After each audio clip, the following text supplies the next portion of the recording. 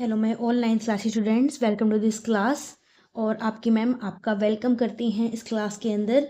देखिए, मैं आपको बताऊंगी स्टूडेंट्स, एक्सरसाइज 9.2 से क्वेश्चन नंबर 2 हम एक्सप्लेन करेंगे। बड़े ही ध्यान से समझिए क्वेश्चन आपसे क्या कह रहा है, क्या उसने दिया है, कैसे आप उसका फिगर बनाएंगे, और जो उसने पूछा है, जो आपसे वो प्रूव करा रहा है, उसे आप प्रूव कैसे करेंगे। तो students start. If two equal chords, ठीक है, it two equal chords, it means that आपको टू इक्वल कोड्स दे दिए हैं क्वेश्चन ने, ठीक है। Of a circle intersect within the circle, ठीक है, सर्कल के अंदर ही वो एक दूसरे को इंटरसेक्ट करती हैं, मीन्स काटती हैं। Prove that the segment of one code are equal to corresponding segments of the other code. Okay students, तो आपको क्या प्रूव करना है मैं आपको बता देती हूँ with the help of figure. तो स्टूडेंट्स देखिए, मैंने एक सर्कल ड्रॉ किया, इसमें मैंने आपकी to code Lee, one code A B and second code C D, ठीक है। ये एक दूसरे को इंटरसेक्ट करती हैं पॉइंट पी पर, ठीक है, यानी सर्कल के अंदर ही, ठीक है। तो आपको क्या करना था कि इसका जो सेगमेंट है ना, ये वाला सेगमेंट आपको इस वाले सेगमेंट के बराबर प्रूफ करना है। क्या बोला था उस क्वेश्चन ने कि proof that the line joining, ठीक है, द पॉइंट ऑफ इंटरसेक्शन, ठीक है। देखिए पॉइंट ऑफ इंटरसेक्शन क्या है, ये रहा, ठीक है। Point of intersection proof that the segment of one code, ठीक है, इस कोड का सेगमेंट ये रहा, ठीक है, और इक्वल है वो करस्पॉन्डिंग सेगमेंट के, ठीक है, ऑफ अदर कोड के, ठीक, करस्पॉन्डिंग सेगमेंट ये रहा आपका दूसरी वाली कोड का। तो you have to prove B P is equal to D P. Okay students, देखिए सबसे पहले स्टूडेंट्स गिवन में, ठीक है, फर्स्ट पॉइंट आपका यही होता है कि क्वेश्चन आपको क्या क्या दिया है, क्या क्या आपको पता है, जिसका आप यूज करके वो चीज प्रूफ करेंगे जो आपको क्वेश्चन ने प्रूफ करने को बोली है, ठीक है। तो A B is equal to C D हमको पता है, इक्वल कोड उसने बोला था। कंस्ट्रक्शन में मैंने स्टूडेंट क्या किया, इस सेंटर से मैंने इस कोड ए बी के ऊपर परपेंडिकुलर ड्रॉ किया, ठीक है। वो क्यों किया मैं आपको वो भी बताऊंगी, ठीक है। फिर इस कोड सी डी के ऊपर मैंने ये ओ एन परपेंडिकुलर ड्रॉ किया, ठीक है। मैंने परपेंडिकुलर ड्रॉ इसलिए किया स्टूडेंट, ये चीज मैंने यहाँ पे मेंशन कर दी, O M perpendicular on A B, O N perpendicular on C D. मैंने परपेंडिकुलर इसलिए ड्रॉ किया स्टूडेंट कि ये दो ट्राइंगल यहाँ पे बन जाएंगे, ठीक है। ओ को मैंने पी से ज्वाइन किया, ये चीज मैंने नहीं लिखी, ज्वाइन ओ पी, ठीक है।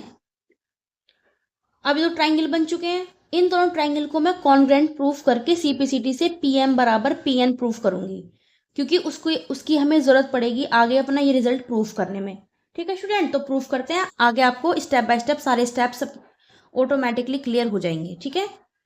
तो स्टूडेंट सबसे पहले हम चलते हैं triangle this and this, O M P and O N P में। तो आप लिखेंगे इन triangle O M P and triangle O N P में, ठीक है। इन्हें कॉन्ग्रेंट प्रूफ करना है हमें। देखिए सबसे पहले स्टूडेंट, जब देखिए पहले तो ओपी आपका कॉमन है, ठीक है, OP is equal to OP लिखेंगे आप नंबर 1 पे, और रीजन मेंशन करेंगे आप कॉमन, ठीक है, ये दोनों ही ट्राइंगल का कॉमन पार्ट है। नंबर 2 पे आपका ओ एम पी एंगल बराबर है ओ एन पी के, ठीक। तो आप लिखें स्टूडेंट इस वाली बात को, एंगल ओ एम पी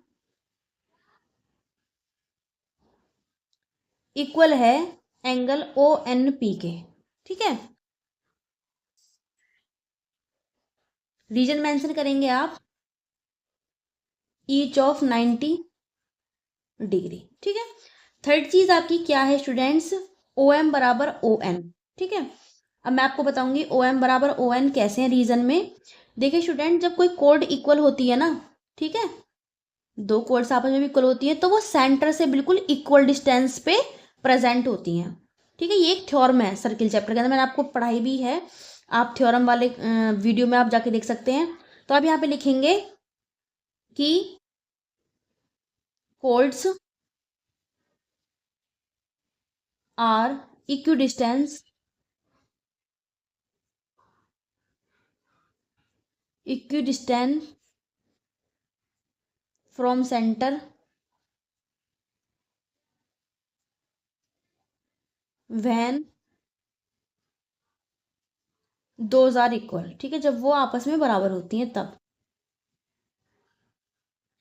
तो देखो स्टूडेंट, ये भी साइड है, ये भी साइड है, ये आपका एक एंगल है, तो बाय, दो आपकी साइड है, एक आपका एंगल है, तो बाय एस कॉन्ग्रुएंसी रूल, ठीक है, कॉन्ग्रुएंसी रूल, ठीक है।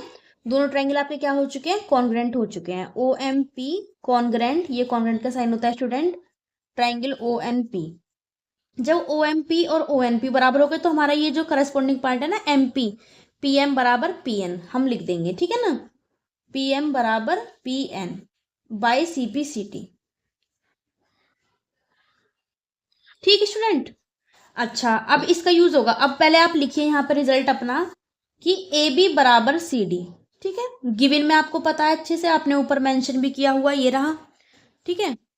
अब स्टूडेंट मैं ए बी को ना इसका बी एम का डबल लिख सकती हूँ, बिकॉज यहाँ पे जब ओ एम परपेंडिकुलर था ना, तो ये जहां पर वो परपेंडिकुलर होता है वहां से लेके वो उस पूरी कोड को, या आप लाइन सेगमेंट बोलें उसको, वो बाइसेक्ट करता है, टू इक्वल पार्ट में डिवाइड कर देता है। मैं यहाँ पे मेंशन कर देती हूँ इस चीज को, ठीक है। O M perpendicular A B पे था, तो ये ए एम बराबर बी एम में डिवाइड हो गया, ठीक है। उसी प्रकार बिल्कुल सी एन और डी एन में टूट गया, ये सी एन बराबर डी एन में, ठीक है।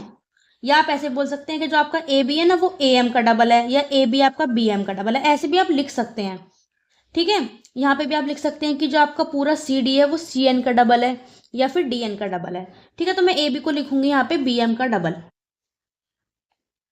और मैं सी डी को लिखूंगी पूरा डी एन का डबल, ठीक है। अब मैं टू से यहाँ पे टू कैंसिल कर सकती हूँ स्टूडेंट, तो आपके पास बचेगा बी एम बराबर डी एन। अब आप इस बी एम को P M plus B M लिख सकते हैं, ठीक है। क्या लिख सकते हैं आप, B P plus P M is equal to, उसी तरीके से आप D P plus P N लिख सकते हैं, D P plus P N. अब देखिए पी एम और पी एन आपस में बराबर है, ठीक है ना, तो मैं ना यहाँ पे क्या काम करूँगी, पी एम के प्लेस पे पी एन लिख लेती हूँ, ठीक है, क्योंकि बराबर है आपस में, दोनों हम लिख सकते हैं।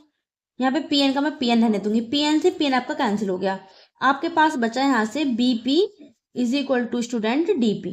यही रिजल्ट हमको चाहिए था, देखिए टू शो में B P is equal to D P, और ये रहा रिजल्ट, रिजल्ट हमारा आ चुका है स्टूडेंट, यही हमको प्रूव करना था, तो ये हमने प्रूव्ड कर दिया। ओके स्टूडेंट्स, देखिए जो भी आपको समझना है, मतलब आपको कुछ ऐसा पार्ट है समझ में नहीं आया हो, मैं एक बार क्विकली दोबारा से इसे एक्सप्लेन कर देती हूँ।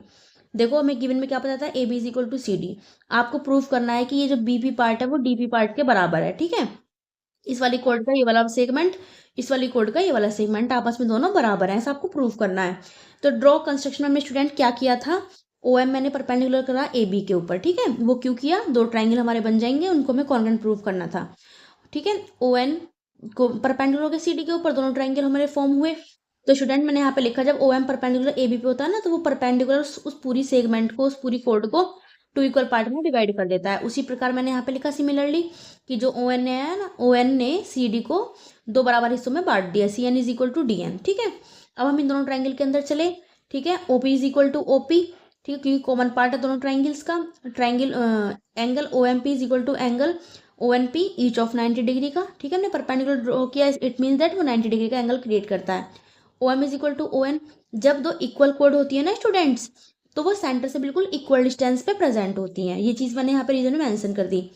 तो by S S congruency rule दोनों ट्राइंगल्स हमारे कॉन्ग्रुएंट यहाँ पे हो गए, कॉन्ग्रुएंट हो गए, तो सीपीसीटी से मैंने P M is equal to P N use किया, क्योंकि हमें इसकी ज़रूरत यहाँ पे पड़ी है, ठीक है ना, रिजल्ट को प्रूव करने में अपने। तो यहाँ पे हमने रिजल्ट अपना उठाया ये वाला, जो कि हमें गिवन में पहले से पता था, A B is equal to C D, A B को मैंने बी एम का डबल लिखा, सी डी को मैंने डी एन का डबल लिखा, ठीक है। तो B M is equal to D N बचा, बी एम को मैंने इस फॉर्म में लिखा B P plus P M में, डी एन को मैंने D P plus P N की फॉर्म में लिखा, एंड देन पी एम के प्लेस पे मैंने पी एन पुट किया, क्योंकि दोनों आपस में चीज़ें बराबर है, यहाँ पे हमने प्रूव किया था। इसी चीज़ के लिए हमने दोनों ट्राइंगल को कॉन्ग्रुएंट करके सीपीसीटी से पार्ट बराबर किया, ठीक। अब ये पी एन से कट गया, तो यहाँ पे बचा B P is equal to D P.